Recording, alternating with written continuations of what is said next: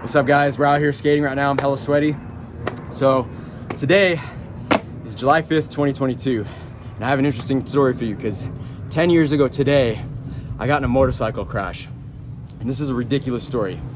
So a couple days ago, I was thinking, man, like, I want to tell this story because I don't know how either me or my dad are alive. So what was happening is I was riding on the back of my dad's motorcycle coming home from the studio.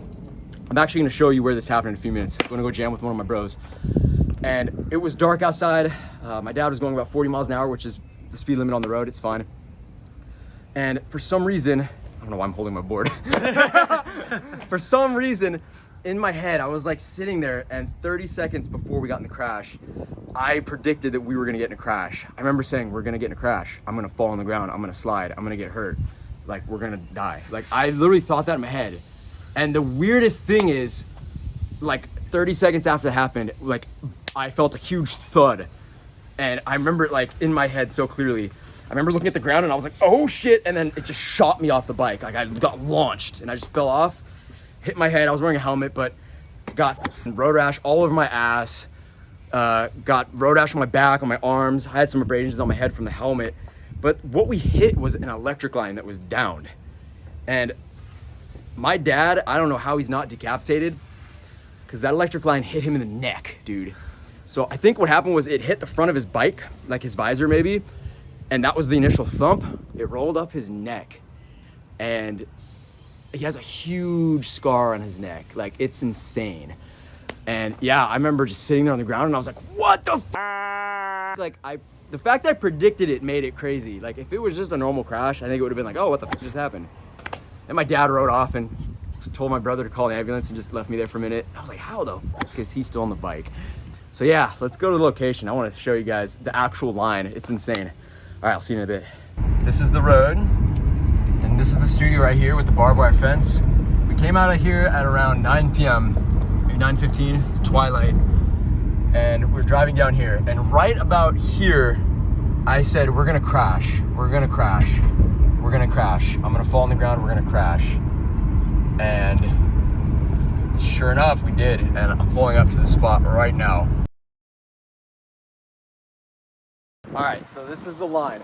It's been repaired since we got in the crash. It's really thick now, but this is the one that was hanging over the road. Oh shit. And I'll be honest, it was thinner. It was like one of those really thin ones. You can kind of see it when you look at it. The little thin part that's hooked up to the line gets really thick, but it was that thin part we hit. So it was very like metallic and thin, the perfect head cutting material. So this was it. This is where we made impact. And I can remember the noise so vividly, dude. It was just like a, and then I heard the, it made a fucking whipping noise around my dad's neck. And if it didn't roll up his bike, I would have lost my head for sure. He would have lost his head. I would have at least got like half my neck chopped off. So this is where we hit. I just remember thumping so hard right here. We rode about 10, 20 feet, and right here is where I slid. This is where I slid on my friend. There's hella cars here. So right here is where I fucking slid, right on my ass. I remember sliding all the way to this manhole. So I slid because I remember after I slid, Dad turned around. So I'm going back to tell Justin to call 911. And I remember just like, oh, like limping over here and laying down right here, just like this. I was like, and this guy rolled by in his car. He's like, are you okay? And I'm like, I'm okay. Oh, dude, what a crazy story. And they, funniest thing, dude, they were like, oh, can't get a lawsuit.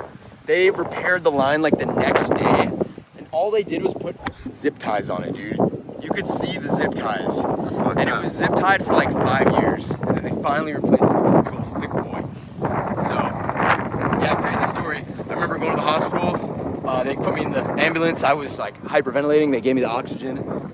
I was so scared, but I didn't break any bones, so I got lucky. Dad had to stay in the hospital for like 5 days just to be monitored because he took a huge impact. He has this big old rectangular scar on his neck, and my dad's crazy. People ask him, how'd you get that scar? And he said they tried to hang me. Oh shit.